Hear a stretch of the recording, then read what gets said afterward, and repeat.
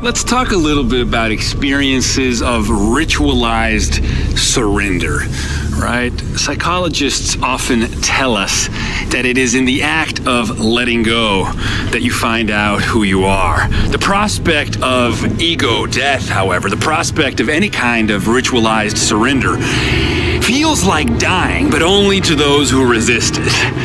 Those who eventually come to realize that there is no such thing as death, at least that psychological dying into the moment is but an illusion, the last hurrah, the last resistance before you hurl yourself into the abyss and realize that it's a featherbed. You know, Terence McKenna talked about this. He said, this is the secret. This is what all the shamans, the professors, the wise men, this is what they understood. This is the alchemical goal. This is how magic is done. You hurl yourself into the abyss and you realize that it's a featherbed.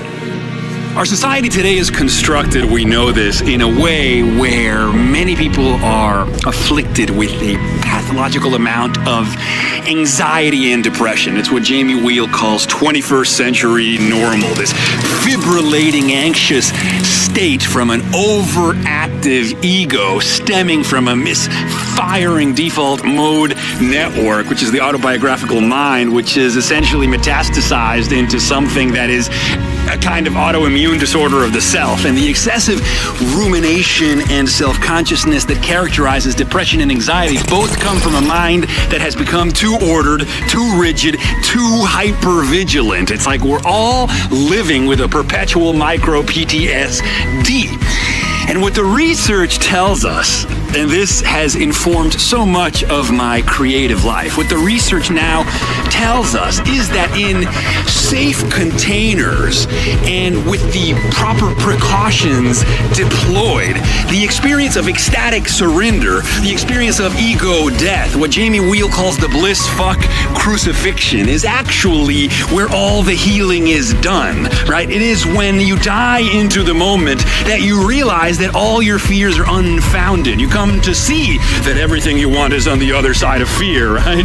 It's like that David Fincher movie, The Game, reveals to us in that line that says, quoting the Bible, John chapter 12, verse something, whereas once I was blind, now I can see.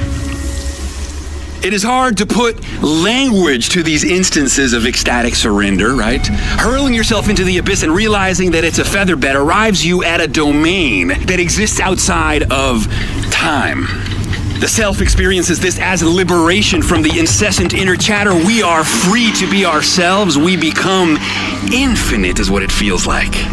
Transitory enchanted moments in which we hold our breath, compelled into aesthetic contemplations we neither understand nor perhaps even desired, face to face with something commensurate to our capacity for wonder.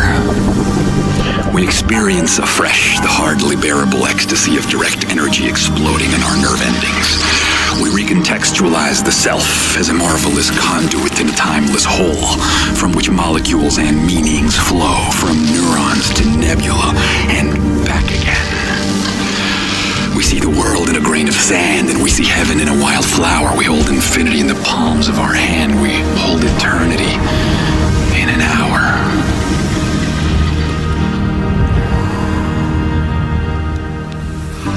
And then the moment will pass.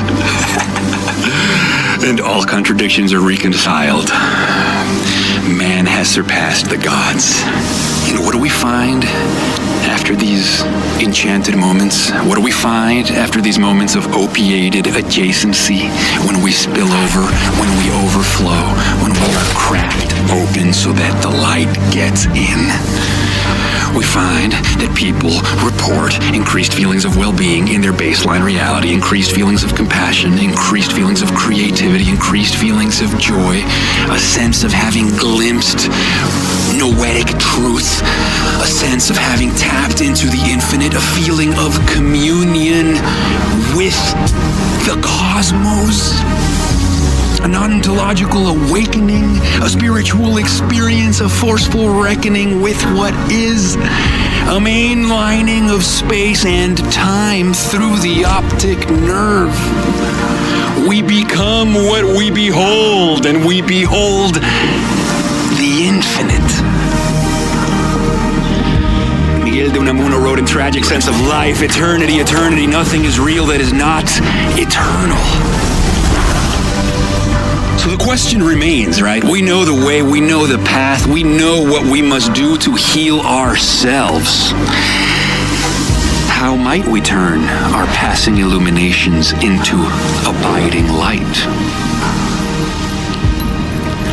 How might we turn our self-systems from leaky buckets, right, colanders full of holes, into chalices, said Jamie Wheel. How might we render ourselves whole?